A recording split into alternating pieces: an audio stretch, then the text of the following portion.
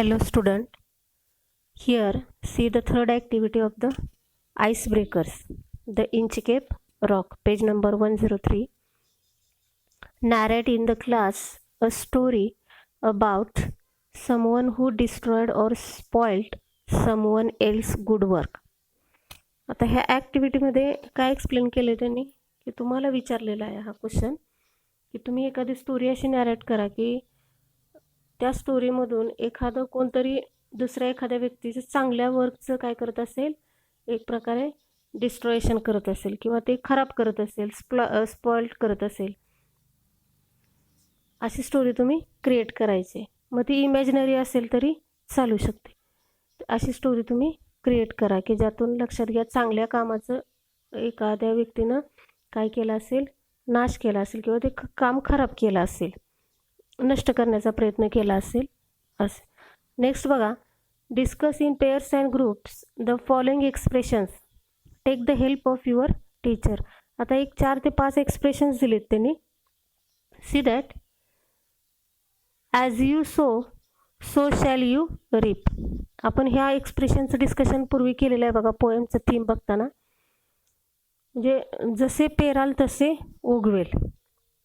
Then crime gets its own punishment, म्हणजे गुन्हा केला त्याला शिक्षाही मिळणार, गुन्हेगाराला शिक्षा मिळतेच. What goes around comes around. तर तुम्ही ज्या सानिध्यात राहाल तसं तुम्ही घडत जाल किंवा तुम्ही ज्या पद्धतीनं क्रिएट कराल त्या पद्धतीनं म्हणतो आपण क्रिएट होणार. Tit for tat.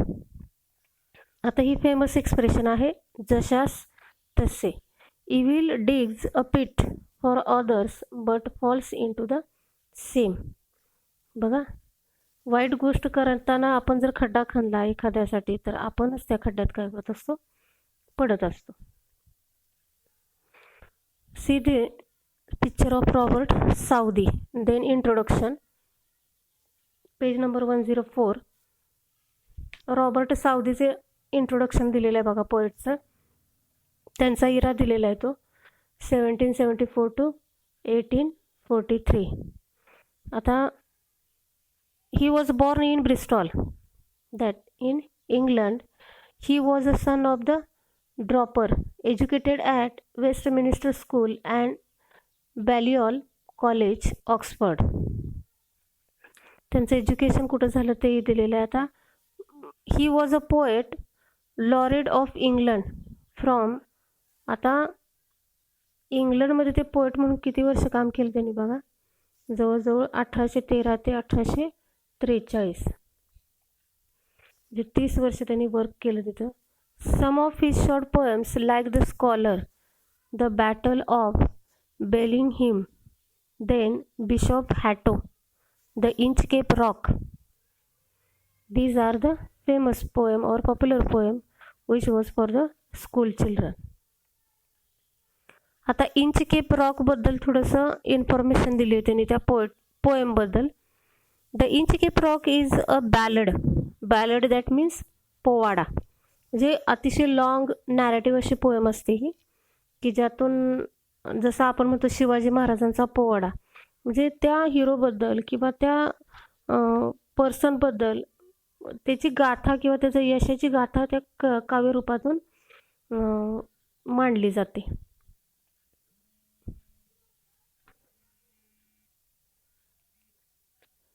It's the story of the 14th century attempt by the abbot of Aberbrothock to install a warning bell on a inchcape.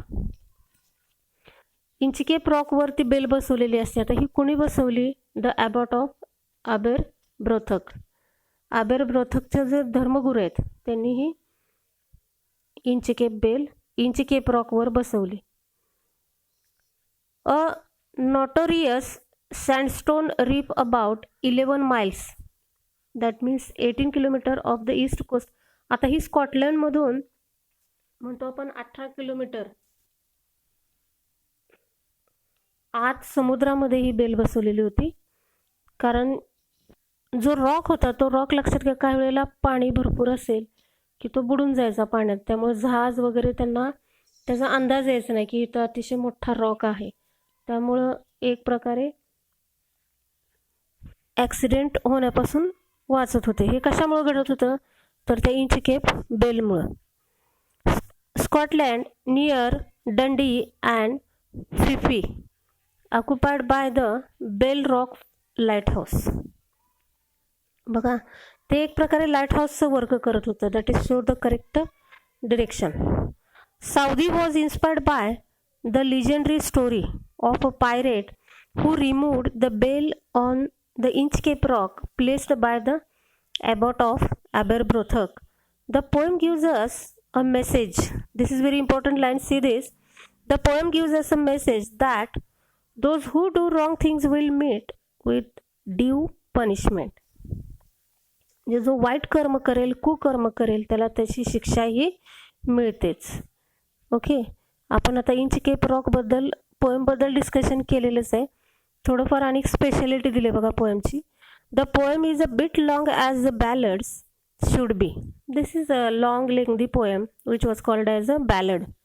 हा काव्याचा प्रकार आहे, लक्षात घ्या. तोही तुम्हाला ॲन्सरिंगमध्ये द्यावा लागणार आहे पोएमच्या इन्फॉर्मेशनबद्दल. It consist of 17 stanzas of 4 lines each. The first 2 and the last 2 lines of each stanza, तुम्ही जर ऑब्झर्व केल्या पहिल्या 2 लाईन्स आणि शेवटच्या 2 लाईन्स ह्या प्रत्येक स्टँजाचं रायमिंग स्कीम लक्षात घ्या. A A B B. This is one of the particular and speciality of this ballad. Okay, see this first stanza. तुम्हाला मी डिफिकल्ट वर्ड्सचे सेम मिनिंग्स ह्या स्टँजानंतर लक्षात घ्या, लर्न केल्यानंतर म्हणजे ह्या व्हिडिओनंतर टाकणार आहे ते व्यवस्थित नोटबुकमध्ये लिहून घ्या. In the first stanza we have see no stir in the air, no stir in the sea. The ship was still as she could be. Her sails from heaven received no motion. Her keel was steady in the ocean. Without either sign or sound of their shock, the waves flowed over the Inchcape rock. So little they rose, so little they failed. They did not move the Inchcape bell. The abbot of Aberbrothock had placed that bell on the Inchcape rock. On a buoy in the storm it floated and swung, and over the waves its warning rung. When the rock was hit by the surge's swell, the mariners heard the warning bell, and then they knew the perilous rock, that is very dangerous rock, and blessed the abbot of Aberbrothock. Here easily we understand what also poet try to explain or express or narrate the story of this Inchcape rock, or simply we have called the Inchcape bell. त्या Inchcape रॉकवरती bell बसवलेली असते. तुम्ही जर पोएममध्ये थोडंसं picture दिलेलं आहे त्यांनी, त्या पिक्चरमधून इझिली अंडरस्टँड होते बघा. ते इंचकेप रॉक आहे, मोठा रॉक, तो समुद्राच्या थोडा वर दिसतोय थोडासा, आणि त्याच्यावर तो लाकडी रॉड बसवून फळी बसवून आडवी त्याला बेल बांधलेली आहे, जेणेकरून जरी दगड किंवा तो रॉक लक्षात घ्या पाण्यात बुडला तरी लाटांच्या थडकण्यानं ती बेल काय होणार, वाजणार. अशी ही बेल बसवलेली असते. कुणी बसवलेली? Who placed we you see the abbot of Aberbrothock. He placed that bell. See in the first stanza. आता पहिल्या स्टँजामध्ये काय एक्सप्लेन, मी 4 स्टँजा रीड केले कारण का स्टार्टला लक्षात घ्या डिफिकल्ट वर्ड जे देणार आहे मी ते 4 स्टँजाचे दिलेले आहेत. आपण 4 स्टँजा घेऊया. In the first stanza of the poem the poet describes the calmness. बघा आता स्टर वर्ड दिलाय बघा, STIR. स्टर म्हणजे एकदम एक प्रकारे मूवमेंट म्हणतो आपण, हालचाल अशा अर्थानं. Okay, no stir in the air, no stir in the C. आता इझिली आपल्याला अंडरस्टँड होतं. लक्षात घ्या, कुठल्याही पद्धतीची समुद्रामध्ये किंवा हवेमध्ये हालचाल नाही. काय म्हटलंय बघा, the calmness of the sea म्हणजे समुद्रातली शांतता, हवेतली शांतता एक्सप्लेन केलेली आहे in the first 2 lines. The air, the sea, the ship all were still. The sails of the ship were getting no motion from the wind. Its keel was steady in the ocean or ocean. म्हणजे त्या समुद्रामध्ये त्याचं जे कील होतं, हर कील म्हटलेलं आहे, म्हणजे जहाजाचं कील. जहाजाचं कील म्हणजे काय रे, त्याला नौका तल असं म्हणायचं. जो पोलादी कणा जहाजाच्या बॉटमला बसवलेला असतो त्याला तो वर्ड आहे. लक्षात घ्या, कील. Okay.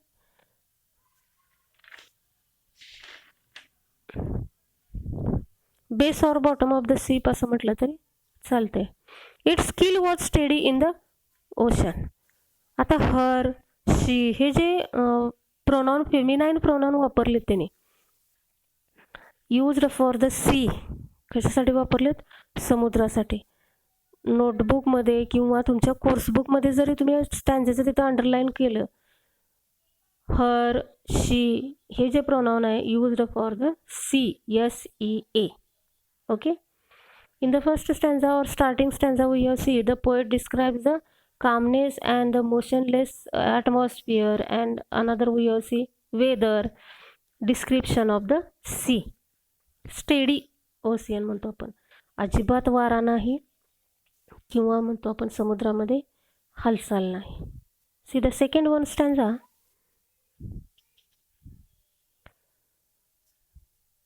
Without either sign or sound of their shock, the waves flowed over the inchcape rock. So little they rose, so little they fell. They did not move the inchcape bell. बघा, ज्या पद्धतीनं म्हणतो आपण वारा नाही किंवा समुद्रामध्ये हालचाल नाही, कुठलीही चाहूल नाही, आवाज नाही, त्यामुळं त्या बेलचंही हलणं नाही. बेलसुद्धा शब्द आहे. लक्षात घ्या. So little they rose, that is smoothly we are sea waves are rising and another they are falling. They did not move the Inchcape Bell. Rock दिसतोय, लक्षात घ्या. ते जे पाषाण आहे किंवा तो जो मोठा खडक आहे तो इझिली दिसतोय, कारण का कुठल्याही पद्धतीची हालचाल नाही, वारं नाही, वादळ नाही, अगदी संत असल्यामुळं काय झालेलं आहे, ती घंटा तशीच आहे न्यूट्रल फॉर्ममध्ये. कुठलीही लाट उसळत नाही किंवा वारं वाहत नाही, आणि त्यामुळं इंचकेप बेल जी आहे किंवा इंचकेप रॉकवर जी बेल बसवलेली आहे ती बेल न्यूट्रल फॉर्ममध्ये आहे, वाजत नाही. बघा, बोथ स्टॅन्झामध्ये त्यांनी कशा पद्धतीने एक्सप्लेनेशन दिलेलं आहे बघा. The second stanza describes the mild sea waves. The waves were rising and falling so little that they did not make any sign or sound. The waves were gently flowing over the inchcape rock without moving or ringing the bell. वारा नाही, वादळ नाही, त्यामुळे संथ गतीनं म्हणतो आपण लाटा चाललेल्या आहेत, त्यामुळं कुठल्याही पद्धतीचा आवाज नाही त्या बेलचा. ओके. थर्ड वन स्टॅन्झा बघा. The abbot of Aberbrothock had placed that bell on the Inchcape rock. The abbot of Aberbrothock. Abbot margin लाईनमध्ये दिलं आहे बघा, ब्ल्यू मार्जिन लाईन जी आहे लेफ्ट साईडला, तिथं मिनिंग दिलेलं आहे. Head of abbey of monks, that is building where monks or nuns live or use to live. धर्मगुरू राहतात ते ठिकाण. आणि कुठलं आहे हे प्लेस, कुठलं आहे? ॲबेरब्रोथक. मग ॲबेरब्रोथकचे जे धर्मगुरू आहेत त्यांनी काय बसवली होती? ती बेल बसवलेली होती. त्या बेललाच इंचकेप बेल म्हणून सुद्धा नाव दिलं जातं. The abbot of Aberbrothock had placed the bell on the Inchcape rock. To on a buoy in the storm, it floated and swung, and over the waves its warning rung. आता ह्यामध्ये past participle दिलेत बघा. Swung हे एक प्रकारे past participle आहे स्विंगचं. हेलकावे खाणे, SWING words दिलेला आहे मी तो. नंतर रंग. रंग म्हणजे created a large sound, call for attention. Ringing, bell वाजणे अशासाठी. बघा, the third stanza is about the bell. तिसरा स्टँजा विषयी जी इन्फॉर्मेशन आहे ती कशाविषयी आहे तर बेल विषयी आहे. कुणी बसवली, कशासाठी बसवली. बघा, the reason why they placed and we have called attached that rod, that is wooden rod. The third stanza is about the bell. The good old abbot of Aberbrothock positioned the inchcape bell there on the inchcape rock during the storm. बघा, वादळ, मोठा वारा सुटल्यानंतर काय create होणार, मोठमोठ्या लाटा. During the storm it floated on a boy and rang wildly swung by the high tides. बघा, मोठमोठ्या भरतीच्या लाटा जर आल्या की ते अलर्ट करत होतं. To alert everyone that the dangerous rock was there. कारण पाण्यात तो म्हणतो आपण खडक दिसेनासा व्हायचा आणि ती बेल वाजली की लोकांना कळायचं, नुसती बेलच दिसत होती ती, कारण का पूर्ण खडक पाण्यात बुडला जायचा. आणि ती बेल वाजली की माणसं अलर्ट व्हायची आणि ॲक्सिडेंट होण्यापासून, लक्षात घ्या, ते सिक्युअर व्हायचे. Then here we stop now.